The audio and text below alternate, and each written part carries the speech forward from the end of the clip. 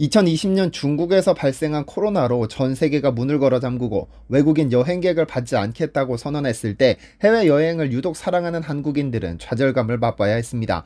특히 추운 겨울 따뜻한 태양에 내리쬐는 해변을 걷는 로맨틱함을 더 이상 즐길 수 없다는 것은 삶의 즐거움 하나를 빼앗기는 것과 같았죠. 그런데 전 세계 여행객 중 한국인 관광객은 언제든 놀러와도 좋다며 가장 먼저 문을 열어준 태평양의 한 섬이 있었습니다. 한국인이 가장 사랑하는 여행지로 손꼽히는 사이판을 품은 마리아나 제도였죠. 마리아나 제도는 사이판, 로타 및 14개의 군도 그리고 티니안 섬으로 이루어져 있는데 이 티니안 섬이라는 곳이 상당히 특별합니다. 전체 원주민 3,000명 중 45%가 한국인의 피를 가지고 있기 때문인데요. 일본인 관광객들을 벌레 보듯 쳐다보며 원수라고 생각하는 태평양의 아름다운 섬 티니안은 어떤 곳일까요?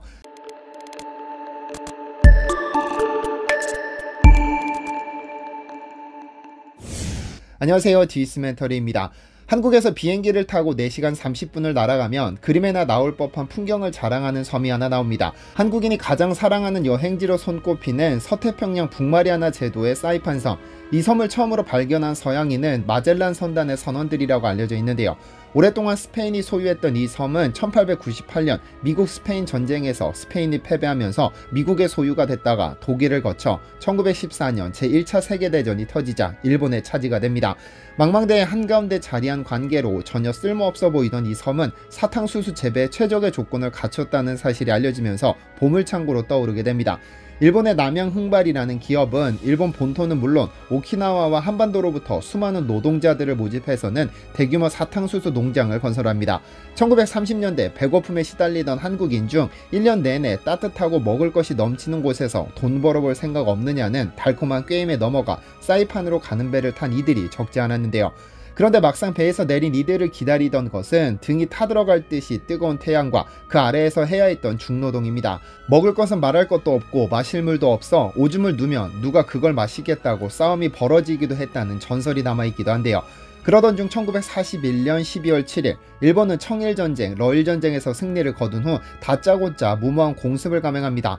미 해군이 주둔하던 하와이의 진주만을 공습한 것이죠. 그때까지 미국은 조용히 무기를 팔면서 단 한 발의 총알도 사용하지 않고 있었지만 일본의 이 공습은 미국의 제2차 세계대전 참전을 불러옵니다. 그렇게 태평양 전쟁이 시작됐죠.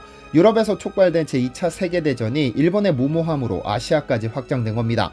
미국이라는 거대한 적을 상대해야 했던 일본은 어떻게 해서든 전투병을 모집해야 했고 그중 가장 쉽게 차출할 수 있는 사람들이 바로 하와이에서 가장 가까운 사이판에서 노동자로 징집한 한국인들이었습니다. 이들은 일본군의 명령에 따라 티니안을 전쟁 준비를 위한 섬으로 만들어냅니다. 변변한 장비도 없이 비행장을 건설했고 미군의 폭격으로 부서지면 재건하는 작업을 반복했는데요. 1944년 6월 15일 티니안 섬 바로 옆에서 발발한 사이판 전투는 태평양 전쟁 중에서도 가장 치열한 전투로 꼽힙니다. 이곳에서는 슈퍼 요새라고 불리던 B-29 폭격기에 일본 본토 폭격이 가능하기 때문에 미국이나 일본 모두 이곳을 차지하기 위해 필사적인 전투를 벌였는데요. 그러나 이 전투에서 3만 명의 일본인 중 포로가 된 사람은 921명에 불과했고 3만 명 중 2만 명이 사망했습니다. 그 중에서 1000명은 일본 정부가 전원 옥세하라는 명령에 따라 절벽에서 뛰어내려 목숨을 끊었습니다. 어차피 전투에 패배한 마당에 살아있어봐야 일본군 사망자 숫자만 올라갈 것이니 차라리 자결하라는 의미였고 이 옥세 명령이 내려진 이상 생존하는 것 자체가 중범죄에 해당합니다. 당시 일본은 그랬습니다. 그래서 이들이 몸을 던진 절벽의 이름은 수이사이드 클리프, 한국어로 자살절벽이라고 부르고 여전히 사이판의 주요 여행 코스로 남아있는데요. 그런데 이 비슷한 일이 사이판에서 5km 떨어진 티니안 섬에서도 일어났습니다. 이 섬 역시도 사이판과 비슷한 열대 계절풍 기후에 7월에서 10월까지 매달 평균 300mm에 가까운 비가 내립니다. 지형이 평탄한 덕분에 사탕수수 재배에 최적의 조건을 갖췄죠. 1944년 티니안의 인구는 약 18,000명에 이르렀으나 대부분은 일본인과 조선인 징용자들로 채워졌고 원주민이던 차모로족은 대부분 마리아나 제도의 다른 섬으로 추방됐습니다. 1944년 7월 9일 사이판 전투가 끝난 후 미국은 곧바로 사이판 바로 옆에 티니안 공격 준비에 들어갔죠. 마침내 7월 24일 미 해병 사사단은 해군 폭격의 도움을 받아 티니안 섬에 상륙했는데 불과 일주일 만에 티니안 섬을 점령했는데요. 8,500명의 일본군 수비대 중 313명이 살아남았는데 이 중 한국인 2,700명을 포함한 15,000여 명의 민간인 대부분이 목숨을 잃었습니다. 이곳에서도 일본 정부의 명령을 받은 일본인들은 절벽을 뛰어내렸는데 이들 중에는 200여 명의 조선인 징용자도 포함됐습니다. 만약 뛰어내리지 않으면 죽인다고 협박하며 조선인들을 협박했는데, 이들을 피해 2,500여 명의 조선인들은 동굴과 정글로 달아나 간신히 목숨을 건졌는데요. 하지만 대부분은 굶어 죽는 비극을 맞이했고, 가까스로 살아남은 이들은 26명의 차모로족 원주민들이 이들의 생존을 도왔습니다. 그렇게 살아남은 조선인 징용자들과 그 후손이 바로 현재 티니안 섬에서 살아있는 것입니다. 전체 인구수 3,000명의 45%가 한국인의 피를 가지고 있어 원주민이지만 지극히 동양적인 얼굴 모습을 가진 이유이기도 합니다. 그런데 이 티니안 섬은 한국과 상당히 밀접한 관계가 있습니다. 전투에서 승리한 미군은 티니안 섬에 제2차 세계대전 중 가장 큰 규모의 항공기지를 건설했는데요. 섬 전체가 거대한 비행장이나 마찬가지였습니다. 이때 미군과는 아무런 관계도 없던 조선인들은 자발적으로 미군을 도와 봉사하기 시작했고, 미군은 이러한 사항을 전부 기록해두기도 했습니다. 당시 조선인 생존자들은 이때부터 본격적으로 한인회를 결성하고 미군 상륙에 감사를 표하기 위해 자발적으로 모금 활동을 시작해 당시 돈 660원을 루즈벨트 대통령에게 헌금하기도 했습니다. 당시 조선인 대표 이춘재의 이름으로 작성된 이 서한에는 금액은 적지만 티니안 섬에 거주하는 2,400명의 조선인들의 피땀의 결정이며 일치 단결된 정성이라는 문구도 쓰여 있었는데요. 그런데 지난 2015년 국사편찬위원회는 미국 국립문서기록보관청으로부터 이 당시 징용된 조선인들이 찍힌 사진을 발굴했습니다. 1944년 일본군과 공방을 벌이던 미군이 촬영한 사진으로 영창에 갇힌 어린 조선인 포로의 모습, 조선인 노무자들이 미군에 투항한 뒤 뒤로 손이 묶인 채 호송되는 모습, 부상을 입고 병원에 이송되는 모습 등을 볼 수 있는데요. 사진과 함께 미군이 남긴 설명에는 일본의 점령과 탄압에 극도로 증오했다는 내용들이 담겨 있었죠. 그런데 이 티니안 섬에 살던 한국인들은 애국심이 대단했던 것으로 보입니다. 미군이 티니안 섬을 차지한 후 작성된 보고서에 따르면 정치에 상당히 민감했던 조선인들은 현재 돈 4억 원에 달하는 금액을 모아 호놀룰루의 독립단체에 송금했다고 알려졌습니다. 이러한 자금은 전부 미군을 도우면서 급여로 수령한 자금이기 때문에 전부 미군에 의해 기록되었죠.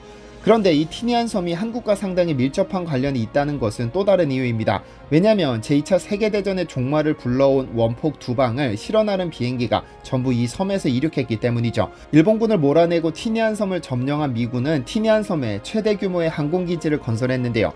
1945년 8월 6일 이 티니안 섬에서 인류 최초의 우라늄 원자폭탄 니틀보이를 실은 에놀라게이가 출격합니다. 그날 바로 일본에 도착한 이 폭격기를 본 일본 방위대는 처음 경계 경보를 울렸으나 곧 취소하고 맙니다. 당시 일본인들은 늘 미국의 공습 사이렌 소리에 익숙했을 뿐 아니라 폭격할 때는 수십 대가 동시에 뜨는 것이 보통이지만 자세히 보니 딱 2대밖에 뜨지 않았기 때문에 일본 측에서는 단순 정찰용 전투기로 판단한 것이죠. 그런데 이 한 대에는 리틀보이라는 인류 최초의 원자폭탄이 실려있고, 다른 한 대는 이 장면을 찍기 위해 출격한 것은 예상하지 못했습니다. 그리고 몇 분 뒤 일본 히로시마에는 이제껏 인류가 경험하지 못한 천지를 찢어낼 듯한 굉음과 함께 불바다로 변했고, 수백만 도에 달하는 온도의 열기로 주변 10km는 잿더미가 됐습니다. 이 원자폭탄으로 히로시마 전체 인구의 3분의 1인 7만 명이 직사했죠. 방사능 후유증으로 죽은 사람까지 합친다면 총 사망자 수는 무려 13만 명입니다. 그리고 리틀보이가 큰 활약을 했음에도 일본이 항복하지 않자 티니안 섬에서는 3일 뒤 또 한 대의 전투기가 이륙합니다. 박스카라고 불린 이 전투기는 플루토늄 원자폭탄인 팻맨을 실은 상태로 일본을 향했는데요. 원래는 군수공장이 모여있는 고쿠라 지역이 목표였으나 이날 고쿠라 상공은 짙은 먹구름이 깔려 있었기 때문에 방향을 틀어 나가사키가 애꿎은 희생양이 됩니다. 이곳에서도 무려 8만 명의 희생자가 발생한 것으로 추정되는데, 참 슬픈 일은 이 피해자들의 상당수가 한국인이었다는 점입니다. 히로시마와 나가사키의 군수공장에는 조선에서 강제로 징용된 조선인들과 그 가족들이 모여 살고 있었는데, 두 방의 원자폭탄이 이 도시에 각각 투하되면서 생면부지의 일본 땅에서 목숨을 잃었습니다. 일본군의 달콤한 게임에 넘어간 조선인들이 티니안에 건설한 비행장에서 뜬 폭격기가 투한 원자폭탄 두 방은 일본군에 의해 강제로 히로시마와 나가사키로 끌려간 강제징용 조선인들의 목숨을 앗아간 것이니 참으로 슬픈 역사의 아이러니입니다. 어쨌든 미군의 원폭 두 방으로 제2차 세계대전이 끝나고 일본은 패망했습니다. 이제 조선으로 돌아갈 일만 남았으나 미군이 이들을 조선으로 보내줄 리도 만무하고 일본군이 이들을 다시 조선으로 데려올 일도 없었습니다. 그렇게 티니안 섬에 버려진 조선인들은 현지인과 결혼하거나 현지에서 가정을 이뤄 오늘날까지 티니안 섬의 절반에 가까운 인구를 구성하고 있습니다. 한국인 피를 가진 이들은 티니안에서도 킹, 신, 최 등의 성을 가지고 있는데 이들은 전부 자신의 할아버지나 증조할아버지였던 김씨, 신씨, 최씨에게서 물려받은 성입니다. 그리고 일본인들이 강제로 옥새를 강요했던 절벽에서 한국인들의 유골이 발굴된 후 매년 한국인의 피를 가진 자손들이 한국인 위령탑을 세워 매년 제를 올리고 있다고 하죠. 그리고 그들의 기억 속에는 일본인들의 잔인함이 뼈에 새겨져 있어 일본인 관광객들을 마치 벌레 보듯 멀리한다고 합니다. 일본인의 소가 강제로 태평양까지 끌려간 조선인들은 전쟁이 끝났음에도 조국으로 돌아오지 못했습니다. 2억 마리 떨어진 타지에서 원주민으로 살아가는 그들은 우리가 반드시 기억해야 할 아픈 역사입니다. 시청해주셔서 감사합니다.